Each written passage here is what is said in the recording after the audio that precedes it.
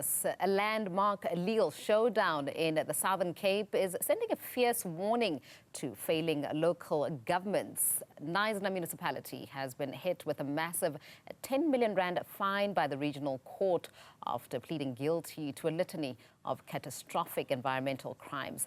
For years now, raw sewage, toxic wastewater, as well as illegal dumping have systematically poisoned local rivers and the world-renowned Knysna Lagoon, threatening the delicate habitat of the critically endangered Knysna seahorse and placing the town's tourism-driven economy in jeopardy.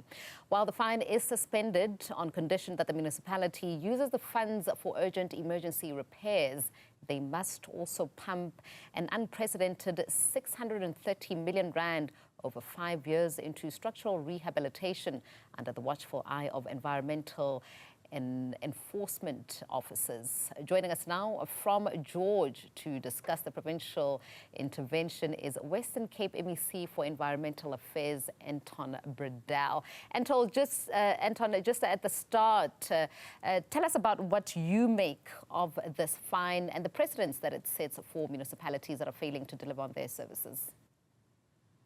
Morning. Yeah, I think this is a win for the environment. I must congratulate the Green Scorpions. They put in a huge effort to get this in front of the judge. Yeah, and we must realize these things don't happen overnight. This is coming on for 5 years. We don't want to take municipalities to court, but if there's no other option, we've got the responsibility to protect our biodiversity, our water sources, our rivers, our estuaries, etc. We normally start with a pre-directive where you set conditions to the municipality and they must adhere to it, and if not, then that will follow up with a directive where you instruct them that certain things needs to be done. I mean, they sit with E. coli counts, they had to cancel tourism events because of the pollution in the lagoon, etc. And at the end, we ended up in front of the judge. I think this is a win for the environment and the big lesson for municipalities because we need now to sit down and see to it 100 million rand a year for the next 5 years out of their budget. It's going to be a very difficult task. So I will also involve Treasury as well as my Department of Local Government, not only to keep an eye on them spending the money on the infrastructure, but also supporting them and helping them. We need to draw up a plan in this judgment. They've got 30 days to come up with a plan, 30 days end of June, and then on a monthly basis, this plan will be monitored and we will play a huge role in supporting the municipality. But we must be clear that this municipality don't have a money problem. It's got a leadership and a management problem. And through solving that, we will be able to protect the environment in Knysna. Yeah, as you say, Antonio, I mean, there were efforts really to try to get the municipality to acquiesce to the environmental requirements. I mean, that was a lead up of 3 years. It is that, the attempts had been made. Why did it have to take a criminal conviction to get this council to act? Well, it's about leadership and management systems that just don't step up. I mean, I spent the whole December in Knysna and my whole team just to prevent them from running out of water. And it's not that they've got a water problem; they just can't get the water into the system. But also throughout this, and we will sit down and look at this judgment and the consequences for this judgment. It's the second judgment. There was one I think in Limpopo as well, a 600 million rand kind of fine. And I will also talk to our national colleagues, the national minister. We're busy with the new white paper on local government. And I think a serious discussion on why the NCOP, the National Council of Provinces, and SALGA has failed also this municipality. A year ago, I wanted to put the municipality under administration. They made a big political thing out of it, and it's nothing to do with politics. It's all to do with there's no water in your taps, there's pollution in the rivers. Let's fix it. And if those institutions also don't step up, then we will struggle to fix the country. Yeah, political interference is a big problem. Last year, you tried to dissolve the council, but you were there was pushback from politicians. How will you ensure that there is no political interference going forward? We keep on supporting the municipality. I mean, I won't walk away from these municipalities because it's about our residents. And normally in a situation like this, the poorest of the poor suffer the most. So we will keep on. But there's an election coming up, and people in a democracy, people don't like it when I tell them this, but it's the truth. You get what you vote for. So if you don't elect proper and good leadership, then you're going to struggle with these kinds of things. Now, an interesting thing that we will need to discuss also with national government, here's now a council that failed the community, and now they most probably won't be re-elected. But the incoming council will sit with a huge 638 million rand debt that they will need to work off over 6 years, over the next 5 years. And how are we going to do that? So you put a huge burden on the next cycle of governance by this current government failing the citizens. And where do you suppose then that the incoming council will get the money to fund this 638 million rand over 5 years when the municipality could barely pay for basic pumps? Well, again, it's all about, if you look at Knysna's finances, they've got a budget of around about 1.2 billion rand. But I've warned them that I disagree. I don't think it was a funded budget. And then with the adjustment budget, they drop it with 400 million rand. So they actually acknowledge that the budget was never funded. But there's management issues like Knysna, the municipality themselves, bypass something like 8,000 water meters. So it's 8,000 houses that can pay for water, but they don't pay because the municipality has bypassed its own meters. I think it's criminal. And it's those kind of things that we now busy with the municipality to fix. I've got 2 engineers, a geohydrologist working with the municipality to start to fix these things. By the way, we also found the pumps in containers, sealed still, new pumps that we now must put in.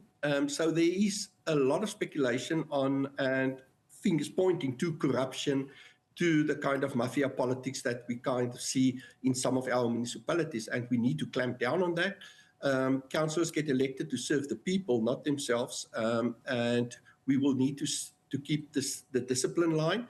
And with the new white paper, that's my debate with the national minister, there's current municipalities who understand ethical behavior, and they do great with the current white paper. So if we come up with a new white paper and we don't bring in things like consequence management, independent audit reports that show red lights, and we cannot act quickly on that, we might as well leave the current white paper as it stands. Yeah, I mean, you speak of accountability, and I just wonder if this judgment will be at all a deterrent for future council members if the current financial officers will not be held personally liable, because then what this means is that the fine that was given to the municipality will come out of taxpayers' pockets. Yeah, they won't pay more because it's a rejuggle of the current budget. We will support them and help them with that. I think a big message will be to bring the political leadership also in front of the judge. Currently, the MM, and the current MM is there for the last 4 or 5 months. It's not his fault, but when you get the job, you also get the office with it. And all within. But I'm a big believer that when there's environmental transgressions, when there's problems within a municipality, you give them a directive. That directive's name must be in the name of the mayor as well as the administration, the MM, so that both sides get held accountable. The council takes the decision on the budget. So if there's a lack of spending, if there's a lack of budget for the infrastructure, then the council must account for that. So currently I don't see this here, but we do have 1 or 2 other cases where I asked the judge to make a finding against the politicians as well. Yeah. The court noted that the raw sewage flow has severely compromised the Knysna sanctuary, a virtual tourism driver as well as ecological jewel it is. How long will it realistically take for the lagoon's water quality as well as the local tourism sector to recover?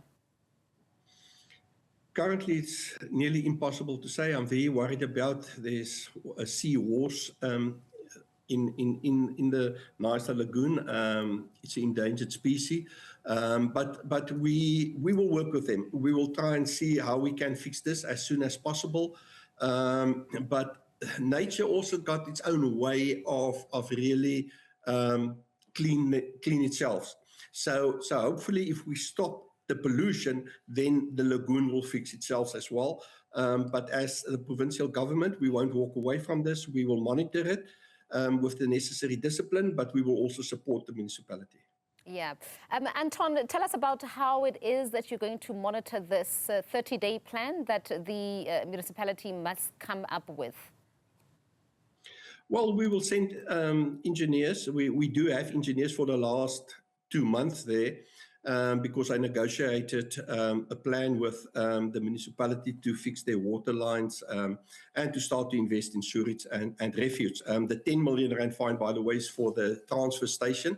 That needs also a plan. It's really a big mess, the current transfer station. So our engineers are there. They will appoint a specialist, and we will draw up a plan that we will take to court. We will agree on the plan, and then we will on a monthly basis report back to the Department of Environmental Affairs to monitor the implementation of this plan. And that's more or less how the process will work.